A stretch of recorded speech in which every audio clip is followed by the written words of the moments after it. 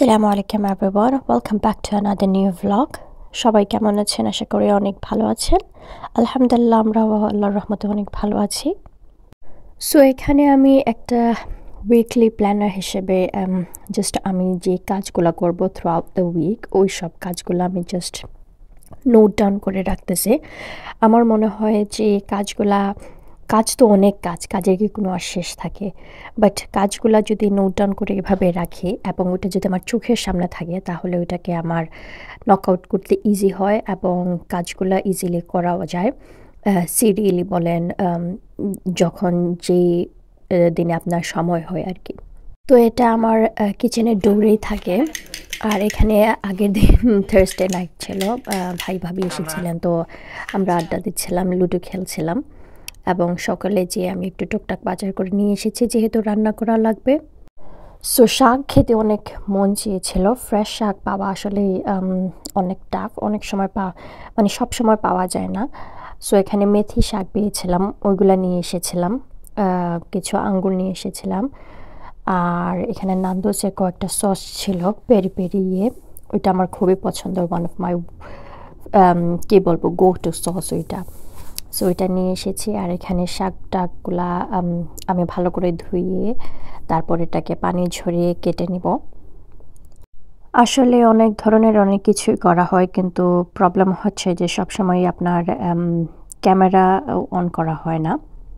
তো যাই হোক, আমি রান্নাবান্না শেষ করলাম। আর ভাবি আমারে ফোন দিয়ে বলল যে সে পাট শাক দিয়ে ডাল রান্না করেছে তাদের ওইদিকে, মানে সে তো ভোলার, সো তাদের ওইদিকে নাকি এভাবে পাট শাকটা খায়। আমি বললাম ঠিক আছে, আমিও রান্না করেছি, লাগবে না। সে বলল না, একটু সে তরকারি বাইরে দিয়ে পাঠিয়ে দেবে। আর এখানে ছিল মাছ দিয়ে সবজি রান্না করেছে সে, শিম, ফুলকপি, আলু আরও কি মনে হয়েছিল। আর এইদিকে এই যে আমার রান্নাবান্না শেষ হয়ে গিয়েছিল। আমি রান্না করেছিলাম শিমের বিচি দিয়ে কই মাছ, মেথি শাক দিয়ে আপনার কুচি কুচি করে আলু কেটে দিয়েছিলাম, কারণ অনেক সময় এই শাকটা তিতা লাগে। জানি না কে আসলে কিভাবে খান, বাট আমরা দুজনে আসলে এইভাবে ভাজিটাই ভালো লাগে বেশি। এখানে মাছের ডিম বিরান দিয়েছিলাম আমি। আর হচ্ছিল আগের দিনের কিছু গোশতের তরকারি ছিল, এই তো। আর এখানে হচ্ছে আমরা আমার এক কাজিনের সাথে আমরা বের হয়ে গিয়েছিলাম একদিন, আই থিঙ্ক কাজ থেকে আসার পরে ওই দিন আমরা বের হয়ে গিয়েছিলাম।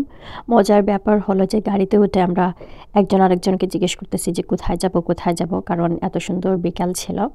সো বাচ্চাদেরকে নিয়ে এসে বাইরে যাইতে চেয়েছিল, সো আমরা বের হয়ে গিয়েছিলাম। সো কোনো দিকে আসলে এখানে আপনার 6-7টার দিকে সব কিছুই বন্ধ হয়ে যায়। সো অন্য কিছু না পেয়ে আমরা স্পাইস হাটে চলে আসলাম খাবার খেতে, কারণ তখন আসলে কয়টা বাজছিল, মেবি 8:30 হয়ে যাচ্ছিল। সো সে একটা স্ম্যাশ বার্গার অর্ডার করেছে তার মেয়ের জন্য, আর এটা আমরা ফুল লোডেড বক্স একটা অর্ডার করেছি আমাদের দুজনের জন্য, এবং আমরা দুজন ওইটাই শেয়ার করেছি। সো এখানে আমি রাতের একটা জাস্ট ক্লিপ শেয়ার করতেছি, যেটা কিনা আমি বলতে চাই মোস্ট ইম্পর্ট্যান্ট ব্যাপার হচ্ছে রাতে যদি আমার সব কিছু গোছানো থাকে, আমার সেটি বলেন, আমার কিচেন বলেন, যদি রাতে গোছানো থাকে, ওইটা আমার মনে হয় যে আসলেই অনেক অনেক অনেক বেশি হেল্পফুল একটা জিনিস, এবং সকালে আমাকে স্ট্রেস ফ্রি একটা মর্নিং দেয়। অথবা দেখা যায় যে আমি সকালে উঠে সব কিছু গোছানো স্টার্ট করে দেই, নাস্তার দিকে আমার ধ্যান থাকে না, নর্মালি যেটা হয় আর কি। সো আমি চাই যতই টাফ হোক বা যতই টায়ার্ড হই না কেন, রাতে সব কিছু গুছিয়ে যেন রেখে দিই, যাতে সকালে আমি সুন্দর করে উঠে জাস্ট নাস্তাটা এনজয় করতে পারি। এখানে দেখেন আমি ঈদের প্রিপারেশন স্টার্ট করে ফেলেছি, যেহেতু আমার নেক্সট উইক থেকে মানে পুরো উইক কাজ থাকবে। সো আমি আর মাত্র 2 উইকস আছে ঈদের। সো আমি একটু একটু করে হলেও সব কিছু আমি করতে চাচ্ছি, গুছায় রাখতে চাচ্ছি। এখানে আমি এইবার সমোসা শিটগুলো নেই নাই, রাইস পেপার নিয়েছি, দেখতেই পাচ্ছেন সবাই। রাইস পেপার এটা হচ্ছে আপনি ইজিলি কোনো চাইনিজ গ্রোসারি দোকানে পেয়ে যাবেন। আমি ওইটা দিয়ে সমোসা বানানোর ট্রাই করতেছিলাম এবং আলহামদুলিল্লাহ হয়েও গিয়েছে। এটা সবচেয়ে প্লাস পয়েন্ট হয়েছে, এটা আপনি ইজিলি এয়ার ফ্রায়ারে দিয়ে দিবেন, এবং এয়ার ফ্রায়ার দিলে রাইস পেপারের যে উপরের শেলটা এটা এত ক্রিস্পি থাকে, ইভেন আপনি শ্যালো ফ্রাইও যদি করেন, এটা কিন্তু ডিপ ফ্রাই করে যাবে না, বিকজ এটা ডিপ ফ্রাই করলে টু মাচ অয়েলি হয়ে যায়। সো আপনি শ্যালো ফ্রাই করে খেতে পারবেন, খুবই ক্রাঞ্চি উপর থাকে। অথবা আমি মোস্ট অফ দ্য টাইম মানে এয়ার ফ্রায়ারেও দিয়ে দিই। একটা প্যাকেটে মনে হয় 32 শিট থাকে। সো আমি 32 শিট এক প্যাকেটেই পুরো ইউজ করে ফেলেছি। আর যেহেতু আমরা মানুষ বেশি না, এবং অথবা মানে এত কেউ আসলে তেমন কেউ আসলে আসা যাওয়া হয় না, সো আমি কম কম করেই সব কিছু বানানোর, মানে যাই বানাই নাস্তা টাস্তা টুকটাক বানাবো, ওইগুলো আমি একটু করেই বানানোর চেষ্টা করব। কারণ দেখা হয় যে অনেক কিছু আসলে বানাতে গিয়ে এটা না সেটা করে অনেক কিছু আসলে বানায় ফেলি, পরে দেখা যায় টু মাচ ফুড ওয়েস্ট হয়, যেটা আমার খুবই অপছন্দের একটা জিনিস। আমি দরকার হলে কম খাবো, বাট আমি ফুড ওয়েস্টটা খুবই পছন্দ করি না। ফুড ওয়েস্টটা আমি অ্যাভয়েড করব। সো তার কারণেই এবার ঈদে চিন্তা করেছি যে টুকটাক নাস্তা বানাবো। আর যেহেতু বের হয়ে চলে যাব, সো তেমন মানে সকালে আমার বাসায় নাস্তাটা হয় বেশিরভাগ, কারণ সে যেহেতু ঈদের নামাজে যায়, ওইখান থেকে তার ফ্রেন্ডস বলেন সবাই আমার বাসায় এসে সকালের নাস্তাটা হয়। সো এখানে আমি রাস্তা থেকে বাজার করে নিয়ে এসেছি। আসলে যে দেখা হয় যে অনেক হাবিজাবি অনেক কিছু বাজার করা হয়ে যায়, কিন্তু আজকে আমি ডিটারমাইন্ড ছিলাম যে না, যেটা জাস্ট আমার লাগবে সেটাই আমি নিয়ে আসবো। সো এখানে আমি গ্রেটেড চিজ নিয়ে এসেছি, যেটা কিনা আমি ব্রেড পাকোড়া বানাবো। সো ওটার ভেতরে ড্যাডিজি একটা স্ন্যাক্স। সো এটার জন্য আমার মেয়ের ক্রিস্প শেষ হয়ে গিয়েছিল, সো ডিফারেন্ট ফ্লেভার আজকে নিয়ে এসেছি। এর আগে ফ্লেভার নিয়ে এসেছিলাম। আর এই যে এখানে আমি একটা ফ্যাব্রিক রিফ্রেশনার নিয়ে এসেছি। আমি এর আগে কখনো কিন্তু ফ্যাব্রিক রিফ্রেশনার ইউজ করি নাই, যেহেতু আমার উইকলি প্ল্যানারে ছিল যে আমি DIY করব ফ্যাব্রিক রিফ্রেশনার। আর আজকে আসতেই যে হঠাৎ এটার উপর আমার চোখ পড়ে গেল, সো আমি এটা নিয়ে এসেছি। First time I am gonna use this. Then এটা যদি শেষ হয়, দেন আমি আমার যেটা DIY করে বানাবো ওইটা দিয়ে জাস্ট রিফিল করব। সো এটা আপাতত ইউজ করে দেখি কেমন। আর এই যে দেখেন, এখানে আমি ব্রেড পাকোড়া বানাবো, যেটা পাকোড়া বলেন, চিজ ব্রেড বলেন, যেটাই বলেন। এখানে ব্রেডগুলার সাইডগুলা কেটে আমি জাস্ট বেলুনের সাহায্যে আমি জাস্ট হালকা পাতলা করে এগুলা চাপটা চাপটা করে একদম থিন স্লাইস করব, বেলে ফেলবো। এবং এই তো পুরো এক প্যাকেট ব্রেডই আমি এখানে নিয়েছি, এবং ওইটাতে জাস্ট আমি এই যে চিজ যেটা আছে, এই ফিলিংটা জাস্ট আমি চিজ দিব। এখানে ব্রেড ক্রামস নিয়ে নিয়েছি, তারপর চিজের প্যাকেটটা দেখতেই পাচ্ছেন। গ্রেটেড চিজ আমি নিয়েছি, এবং একটা ডিম নিয়েছি, যাতে ডিমে চুবিয়ে আমি ওই ব্রেড ক্রামস দিয়ে এটা কোটিং করতে পারি আর কি।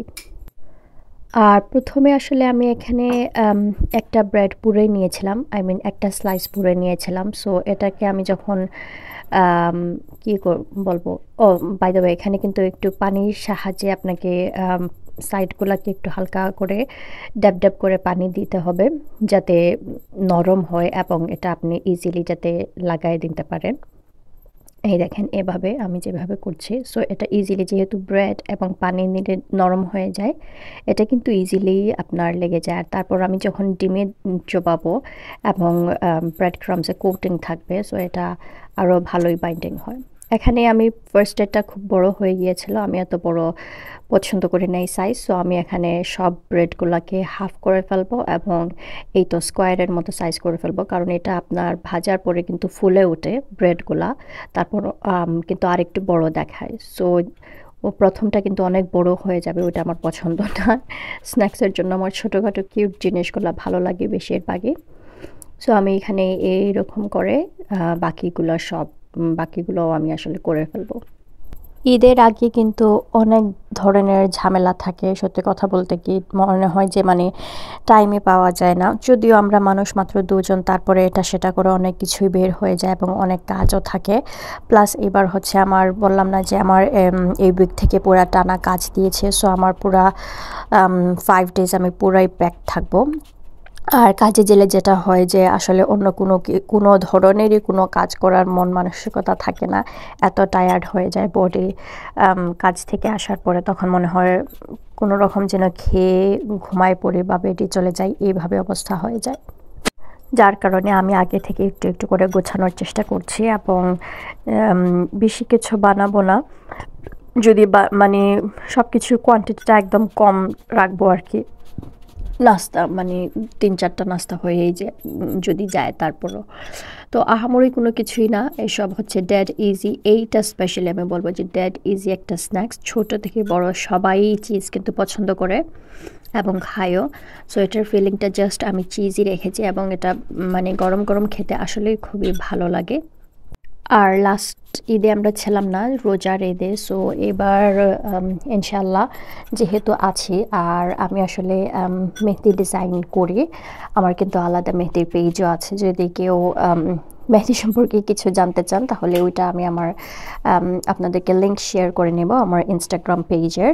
সো আমাকে মেহেদি একটা ব্যাচ বানিয়ে রাখতে হবে। কেউ কেউ অর্গ্যানিক চায়, কেউ কেউ অনেক সময় ইনস্ট্যান্ট যেটা কালার হয়ে যায় কেমিক্যাল, ওইটাও চান। আর হচ্ছে আবার কেউ মানে ডিফারেন্ট থাকে, কেউ আবার ব্ল্যাক হেনাও পছন্দ করে। সো আমার আজকেই আমি অফ আছি, আই মিন আজকে আমি আর হয়তো বা হবে না, কারণ মেহেদিটা আপনার ডাই রিলিজ হতে আপনার প্রায় 24 আওয়ার্স লাগে। সো হয়তো ঈদের আগের দিন কিন্তু আমার কাজ আছে। সো যা করতে হবে কাজ থেকে এসেই কিন্তু আমাকে করতে হবে, যদি কাস্টমাররা থাকে। অনেকেও অলরেডি আমার পেজে নক করা স্টার্ট করে দিয়েছেন। সো আমি তাদেরকে টাইম দেব আফটার 5, যেটা কিনা সানডে পড়ে, কারণ ইনশাল্লাহ মানডেতে আপনার ঈদ হবে। আর এই যে আমরা মামে টুকটাক ঈদের শপিং করতে গিয়েছি, এখানে কোনো ধরনের শপে কিন্তু ক্যামেরা অ্যালাউ না, যার কারণে আমি কিছুই ফিল্ম করতে পারি নাই। আর এখানে মেহেদি নিয়ে এসেছি, একটা আংটি নিয়ে এসেছে। আর আমার ড্রেসের সাথে, যেহেতু এবার আমার ড্রেসের কালার হচ্ছে মিন্ট কালার, সো আমি ড্রেসের সাথে ম্যাচ করে ইয়াররিংস এবং চুড়ি নিয়ে এসেছি। আর হচ্ছে হ্যাঁ, চুড়ি নিয়ে এসেছি আর কি। আর ইয়াররিংসগুলো আমার খুবই পছন্দ হয়েছে। এই ঝুমকাটা স্পেশালি খুবই খুবই পছন্দ হয়েছে। কালারফুল একটা ঝুমকা, যে কোনো ড্রেসের সাথে আপনি পরতে পারবেন। আর আরেকটা নিয়েছি, এগুলার কি বলে আপনারা, টায়রা না, আই ডোন্ট নো কী বলে, ওই যে দুলের সাথে যে মানে টায়রার মতো যে ঝুমকা, মানে ইয়েটা যায়, ঝুমকা বলতেছে, আল্লাহ জানি এটাকে কী বলে, আমি জানি না। এটা নিয়ে এসেছি, এটা আমি ট্রাই করবো উইথ হিজাব, কেমন দেখায়। আর যদি না হয় তাহলে আমি ওই কালারফুল ঝুমকাটা পরবো। সো হোপফুলি আজকে আমার এই ভিডিওটা আপনাদের সবার অনেক ভালো লেগেছে। যদি ভালো লেগে থাকে তাহলে please please please like, share and subscribe করতে ভুলবেন না। টিল নেক্সট ব্লগ, সবাই অনেক অনেক বেশি ভালো থাকেন এবং আমাদেরকে সবসময় দোয়ায় রাখবেন। আসসালামু আলাইকুম। আর এনজয় করতে থাকেন আমি রাতে ডিনারের জন্য কী বানিয়েছিলাম।